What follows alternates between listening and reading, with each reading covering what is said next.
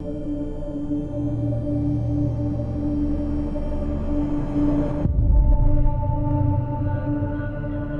un momento que recuerdo con mucho cariño, que es que después de los almuerzos, mi mamá o sea, cuando yo era muy pequeñito, ¿no? Que tenía 2 años, quizás 3 años, pues se echaba conmigo y me leía un libro como ilustrado que teníamos de la Biblia y me encantaban estos relatos del Antiguo Testamento y así.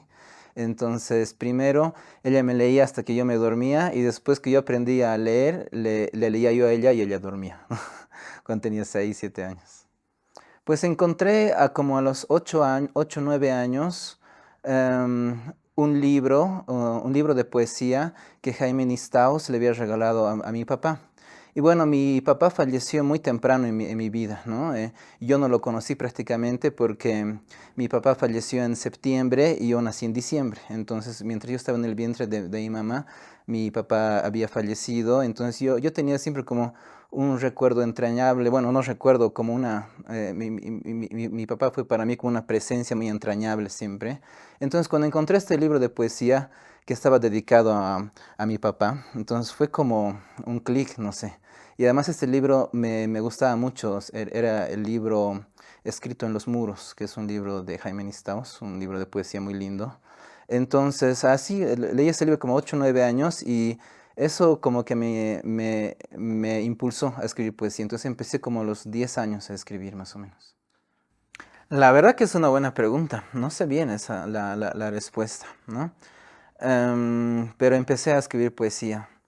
Em, y además era poesía como social. Bueno, este libro de Jaime Nistaus es un libro social, un poco marxista.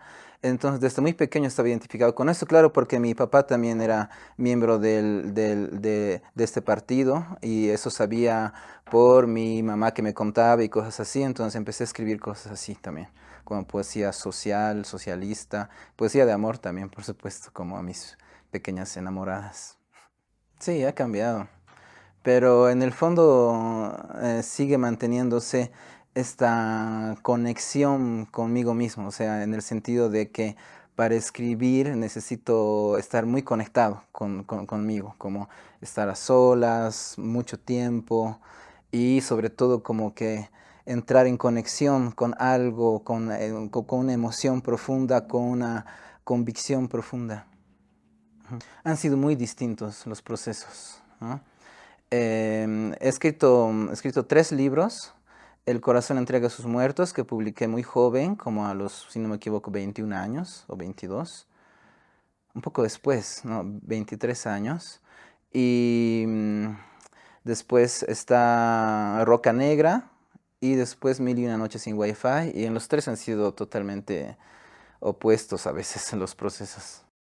Bueno, en el primer libro yo pienso que estaba saliendo recién de la adolescencia, de alguna manera, y es un libro así lleno de, de pasión, un poco adolescente, de la noche, mucho desamor, pero este tipo de desamor muy juvenil, ¿no? Y a la vez con una búsqueda existencial que no acababa de encontrarse a sí misma. Entonces es un libro como entre la depresión y entre la rebeldía, un poco así, ¿no? Sí, por ejemplo, Roca Negra es muy distinto, que viene 10 años después prácticamente, y yo era una persona muy diferente, me había acercado mucho al budismo, entonces es un libro que nace de muchas lecturas budistas que había tenido yo, entonces es distinto el proceso. El último, un poco distinto el último, quizás de todos los libros es un poco el más cerebral, en el sentido de que ha sido de alguna manera planificado, no los poemas, sino la visión general del libro. Es el único libro que tiene una visión general del libro, quizás por las películas, ¿no? Porque ya yo había hecho películas y ya tenía una idea, imagen de lo que es una obra completa, ¿no? Entonces, cuando empecé a escribir el libro, dije, va a ser como una película que cierra, ¿no? Entonces, todo el libro está pensado así, de alguna manera, pero luego cada poema se ha ido descubriendo a sí mismo en el camino, ¿no? cada poema, es imposible planear un poema, yo creo yo. Pues en cada libro es distinto, por supuesto, pero siempre ha sido muy, muy claro lo que en cada libro quería decir, porque era lo que necesitaba decir de alguna manera, lo que estaba muy dentro mío. Es decir, no había mucho margen de elección, ¿no? Para mí, porque ya era muy fuerte lo que me pasaba y mi libro debía abordar eso, o sea, no había elección prácticamente. Pues significar en relación a la geografía y a conexiones que uno va ganando en los años, sí, pero significar que signifiquen más que el primero, en ese sentido, no, para nada. Para mí, todos mis libros son entrañables, ¿no? Y de hecho nacen aquí mismo, a un metro dentro de mí, no sé, dentro de mí. Entonces, que se publiquen por aquí, por allá, pues sí, le da a uno satisfacciones y nuevas amistades y nuevos recorridos, pero es solo eso, ¿no? Pues en general bastante bien, me siento muy contento, ¿no? Por cómo los amigos poetas sobre todo y bueno, las amistades en general y las personas que les gusta la poesía, que hacen poesía, eh, cómo han recibido todos ellos mis libros, pues me siento bastante feliz, ¿no? De poder haberlos compartido, de recibir estos comentarios que me han hecho tantas personas, comentarios positivos, etcétera. Entonces sí, bastante contento, ¿no? Cine, música me influye muchísimo, sobre todo cine, que he estudiado bastante estos últimos años. Pero creo que en el fondo, desde hace unos 10 años, lo que más me influye es la filosofía budista, ¿no? No podría decir que yo soy budista religioso para nada, pero la filosofía budista sí que me llena mucho y que leo mucho desde hace muchos años y que al menos los dos últimos libros están hechos en base a este encuentro que he tenido, a esta búsqueda que realizo, este camino del budismo que me fascina, ¿no? Pues como todas las espiritualidades, ¿no? Como todas las espiritualidades son un terreno muy fértil en el que vamos cosechando cosas y pues nuestras creaciones se alimentan de todas estas cosechas, ¿no? Tanto en el terreno espiritual como en el mundo práctico, como en nuestras relaciones, como en nuestras otras creaciones, en mi caso el cine. Entonces es un fruto de varias cosechas, ¿no? Sí, me siento cerca. No diría que habito todo el tiempo cerca, pero muchas veces me acerco y me siento como en casa cuando estoy cerca de lo místico, ¿no?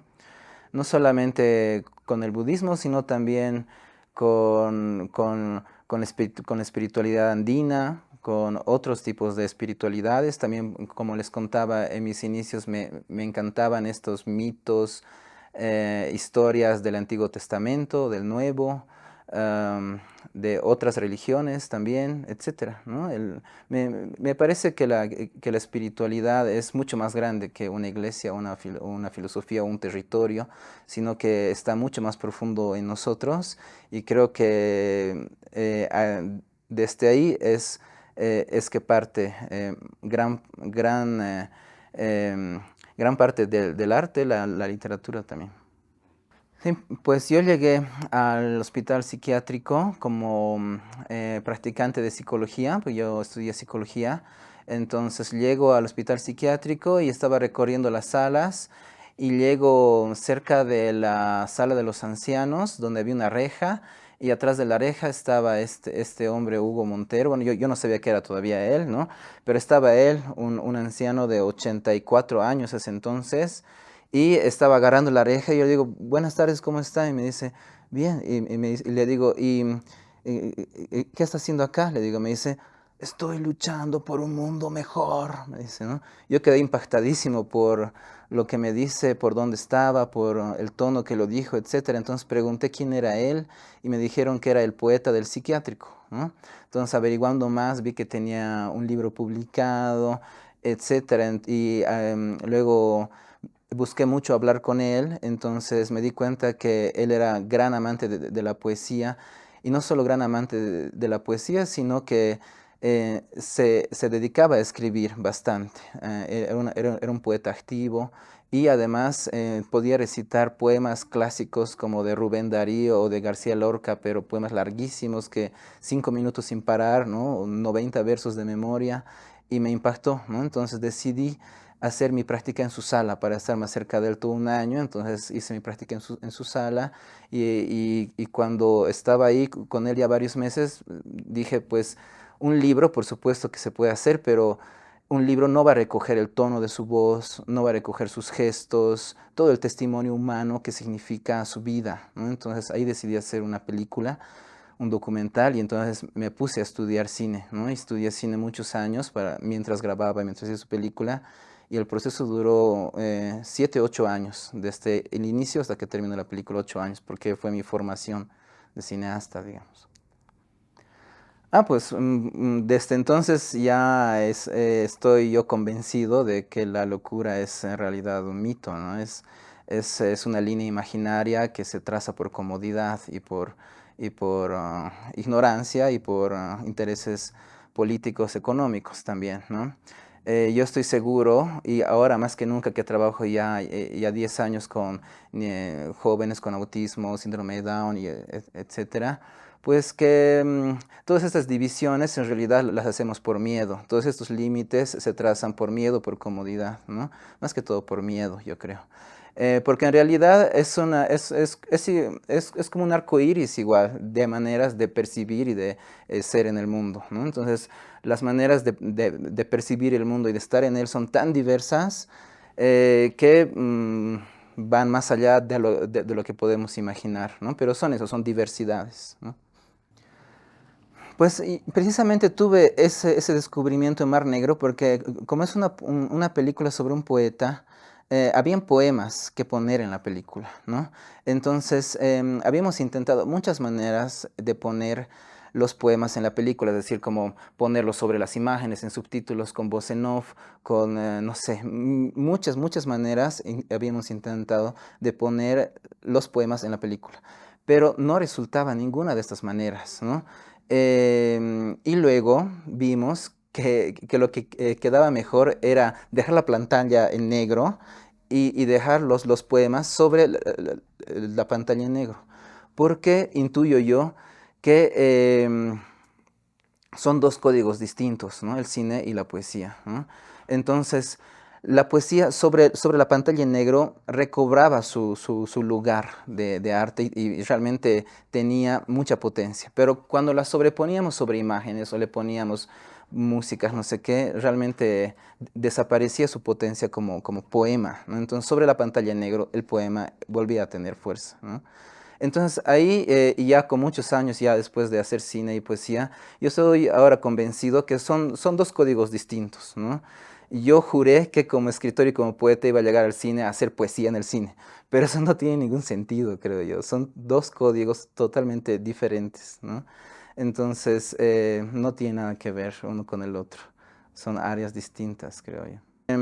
Ahora, bueno, sobre eso hay un texto, hay un libro que se llama El arco y la lira, de Octavio Paz, en el que habla un poco de eso, ¿no? Y en el que dice una pequeña frase que para él la poesía, o sea que la poesía está como alrededor nuestro, ¿no? Pues que está como en imágenes, como en sentimientos, como en la naturaleza, etcétera, etcétera, alrededor, no sé, está alrededor nuestro. Y cuando la poesía se hiergue, es decir, cuando se hiergue en determinado código, como en la palabra, pues surge un poema se hiergue, ¿no?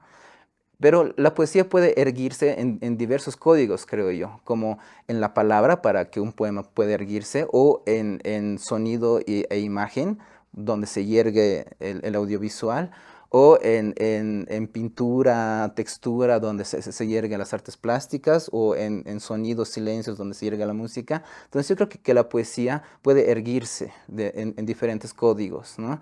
Entonces, si bien en audiovisual, en cine trabajo con sonido e imagen, igual estoy como que explorando en el mundo poético para hacer que este mundo poético pueda erguirse en sonido e imagen. Y es diferente cuando trabajo en un poema porque debe erguirse en palabras, ¿no? En el lenguaje, entonces. Pero sigue siendo un trabajo poético, creo yo. Sí, la última película se llama Antes de cavar un hueco en el techo y llenarlo de pájaros. Y es una película que he filmado junto a los jóvenes de Sol en Casa, que son jóvenes que tienen, como les contaba, autismo, unos, otros síndrome de Down, otros otras situaciones, otros diagnósticos. Y pues cuando digo junto a ellos porque ellos han tenido cámaras también, el sonidista es uno de los jóvenes, entonces hemos sido los tres equipos de filmación, una joven con una cámara, una joven que se llamaba María, su mejor amigo que era el sonidista y yo con otra cámara. Entonces los tres el equipo de filmación y hemos ido a visitar a las casas de sus amigos porque acabamos de salir de la pandemia, ¿no? Y sobre todo María, que una joven con autismo, tenía muchas dificultades porque un año encerrada había sido muy malo para ella, ¿no? Extrañaba mucho a los amigos y estaba en depresión, pasando momentos muy difíciles y se me ocurrió que para ayudarle podríamos hacer este juego de tener cámaras, micrófonos y que ella vaya a entrevistar a sus amigos a sus casas a manera de visitarles y verles, ¿no? Porque era la pandemia. Entonces fuimos como equipo de filmación a las casas y ellos hacían las entrevistas y etcétera a sus amigos y yo filmaba a ellos y ellos me filmaban a mí filmándonos, ¿no? Y en realidad la película no es sobre las entrevistas porque son un pretexto, sino la película en realidad es sobre la linda amistad que tenía María y Johnny. Entonces, mientras filmaban, yo les filmaba a ellos y es maravilloso como no les importa filmar, sino les importa abrazarse, acariciarse, porque eran un poco novios, creo yo también. Entonces, en realidad la película es sobre ellos filmando y sobre su hermosa relación. Y bueno, eso por una parte, y luego María en su casa filmaba como un diario, ¿no? Entonces la película es ellos visitando a sus amigos y María filmando un diario en su casa y así. Y entonces terminamos de filmar esta película y a las 2 semanas suena mi teléfono a las 2 de la madrugada y era la mamá de María y me dice, María ha fallecido, ¿no? Y para mí fue una sorpresa porque en la mañana estábamos haciendo pan con ella, estábamos haciendo pizza y en la noche pues había fallecido en un accidente, ¿no? Ella caído en la calle, se golpeó la cabeza. Y bueno, solo 2 semanas antes ya nos había dado los cassettes para hacer la película. Entonces, la película es un homenaje a ella también, ¿no? Que le hacen sus amigos, que le hacemos nosotros. Entonces, es un homenaje a las personas con diversidad funcional, pero también a María, sobre todo. Sí, la editorial Pasanacu nació de un taller de literatura que dio el escritor Máximo Pacheco Balanza. Es un taller de literatura que duró unos 5 años y cuando finalizó este taller, pues muchos de los integrantes tenían una obra que habían desarrollado, algunos en poesía, otros en cuento, otros en novela, otros habían escrito ensayo. Y entonces, como éramos tan jóvenes y no teníamos plata, no teníamos conexiones editoriales, etcétera, entonces se nos ocurrió hacer una editorial a manera de Pasanacu, que Pasanacu es una tradición andina en la que un grupo pone un capital de dinero la mayor parte de las veces y luego ese dinero pasa a uno y luego pasa al otro y luego todos tienen el mismo capital. Entonces así pusimos todos una pequeña cuota de plata y con ese dinero uno sacaba su libro y con las ventas de ese libro salía el libro del otro y así todos terminaron sacando su libro. Publicamos cerca de 20 libros de poesía, cuento, novela. Y entonces fue muy enriquecedor porque todos estaban comprometidos no solamente en el proceso editorial de cómo armar el mismo libro de manera manual, que veníamos todos a armarlo, sino también de venderlo, ¿no? Porque sabíamos que con las ventas iba a ser el libro del otro, entonces teníamos que venderlo para que siga el pasanaco, entonces todos nos ocupábamos de venderlo también. Entonces era una manera grupal que realmente funcionó, ¿no? Para las publicaciones. Pues en la época, en la década de los 2000 a los 2010, pues hubieron muchos grupos que se formaron, ¿no? Uno era el de la editorial Pasanaco, que venía de ese taller de literatura, pero habían otros como Miércoles de Ceniza, otros como Letras Transgresoras, donde había narradores, poetas, es decir, había mucha actividad literaria en Sucre, ¿no? Esta década del 2000 al 2010. Y después hubo como una especie de sequía, como desintegración de los grupos y poca actividad de escenas. Bueno, luego vienen los festivales, ¿no? Que de alguna manera fue la cosecha de este tiempo, donde todas estas personas participaron, muchos de ellos en los festivales, pero los procesos de formación cesaron en la mayoría de los casos, ¿no? Entre el 2010 y 2020. Si bien hubieron festivales, pues no hubieron más espacios de formación literaria y eso se nota bastante ahora, ¿no? Porque pasadas estas euforias de los festivales y encuentros literarios del 2010 al 2020, pues ahora, el 2023, hay realmente una sequía total, tanto escénica como de formación, ¿no? Entonces, por eso nos hemos animado a abrir un taller de poesía, ¿no? Donde los jóvenes puedan encontrar no un profesor, no un método para nada, sino un espacio para compartir la poesía, ¿no? Para conocer otras personas que están interesadas en escribir, para tener un espacio de diálogo, sobre todo para eso. Sí, pues a partir de esta pequeña investigación que hice sobre el panorama literario en Sucre en los últimos 40 años, me di cuenta que hace 14, 15 años que en Sucre no hay un taller literario, ¿no?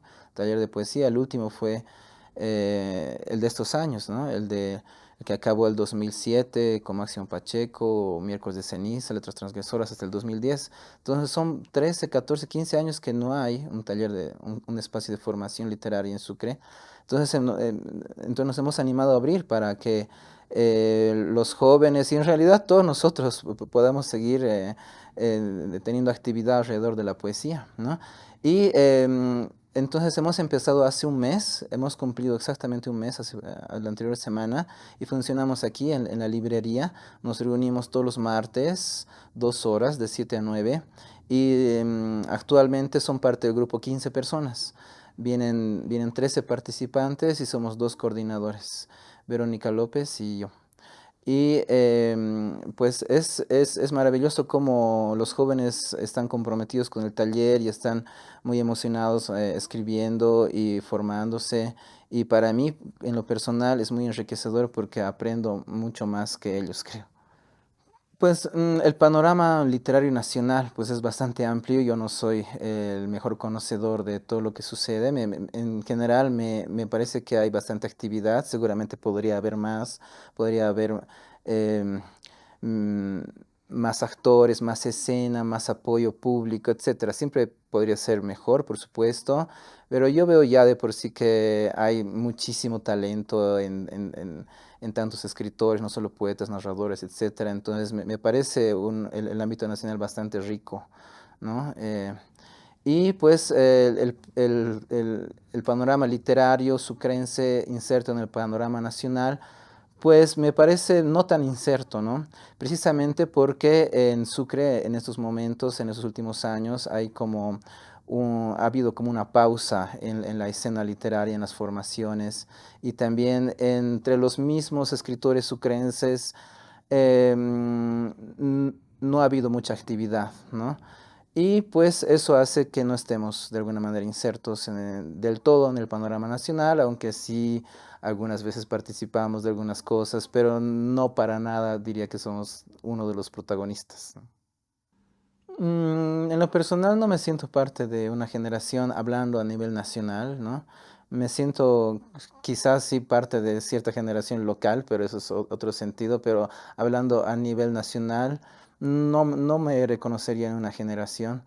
Me parece difícil pensar en generaciones ahora que me doy cuenta. No podría reconocer una sola generación ahora que me doy cuenta de poetas. Todos son tan diversos y vienen de trasfondos, aunque en algunos casos comunes igual diferentes.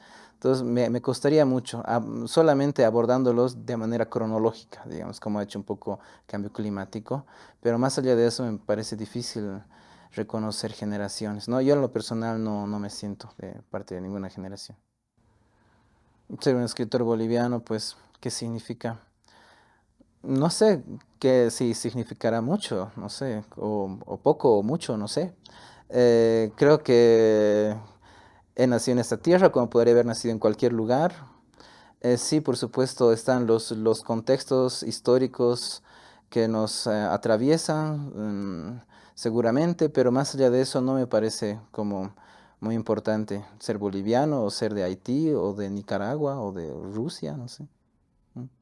Los procesos vitales, yo creo que determinan mi escritura en el sentido de que no puedo escribir sobre otra cosa que no sea urgente para mí. No podría como escribir un libro a pedido, digamos. Sería muy aburrido, lo dejaría a la mitad. Solo puedo escribir lo que me está quemando dentro, digamos. Bueno, yo estoy seguro que cada artista, cada poeta trabaja de diferente manera su obra, ¿no? Yo estoy seguro que también se puede trabajar así, como puramente de manera estética, técnica.